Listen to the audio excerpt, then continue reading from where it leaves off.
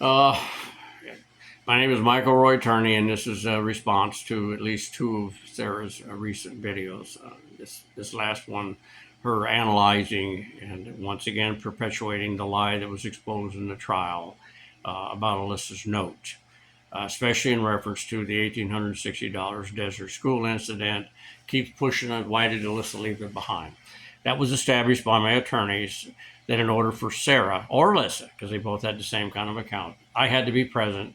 I had to have a government ID with picture on it, which was a driver's license, before the girls could withdraw the money.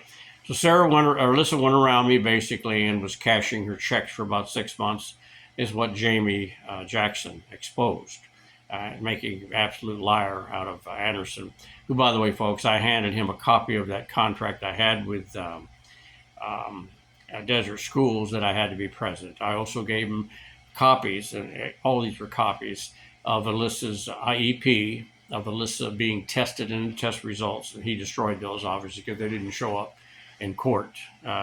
One of many what's called Brady Rule violations, U.S. Supreme Court decision, the one that Alec Baldwin used basically to get his acquittal, because the government's not allowed to withhold favorable evidence from a defendant. Okay, so instead of rambling on about the rest of it, I wanted to focus on that. The $300 thing, that had a lot to do with the Tasha incident where she needed the money because she either stolen jewelry or given it away or something at a job she had. And she was afraid she was going to be arrested because she'd been in trouble for it before. So she borrowed the money from literally me because Alyssa didn't have that kind of money. And I said, instead of drawing your account, honey, I'll just give it to you. You give it to Tasha and she can pay you back. Which I was very lenient, giving my girls money. They had no reason to shoplift or anything else. They usually had money. Fortunately, Alyssa was a cash cow for charity, Jessica and Tasha and these girls. And she was the person that was putting out the money for the booze and the drugs. Because they used Alyssa a lot, and sometimes she'd catch on to it, sometimes she didn't.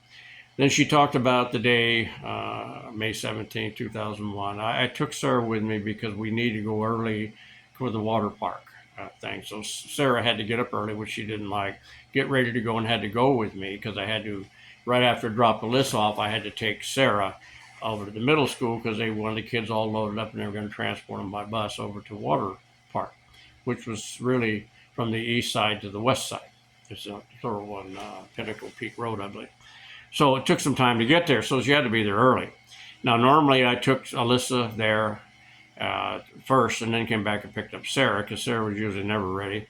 Um, and then I'd take her to school, and I started doing that after a guy tried to break in the house when my two girls were home alone. And the Phoenix PD was the cause. Of course, they refused to take a complaint on it. But that's why I put up the video cameras, as much as why I put the audio recorder on my phone after one of my sons received a threatening phone call with anal sex during the hostility of the union issue out at building the Palo Verde nuclear power plant and the shootout, or whatever you call it, the shooting that took place at Local 640, the IBW, when I was the union steward out at Palo Verde for the IBW, and them bringing in guns, and a guy named Charles Ayers, who was a Aryan Brother hitman, which goes along with the fact that back when I was the deputy sheriff, I was involved in busting, actually initiating the information of the recovery of one of the largest amounts of stolen property from a Sunny Slope pawn shop in the Phoenix PD area, who just somehow couldn't see all this stuff, which was run by the Dirty Dozen and the Area Brothers, which is, again, death threats and all that stuff. So I've run into them before, but of course the FBI didn't want to investigate that possibly with Alyssa or any of these other things, and all my protests against Arizona being the quarter for human trafficking and sex slave trade. The other thing had to do with Lynette, and in that issue situation that Alyssa didn't want to go with them. That's not really true.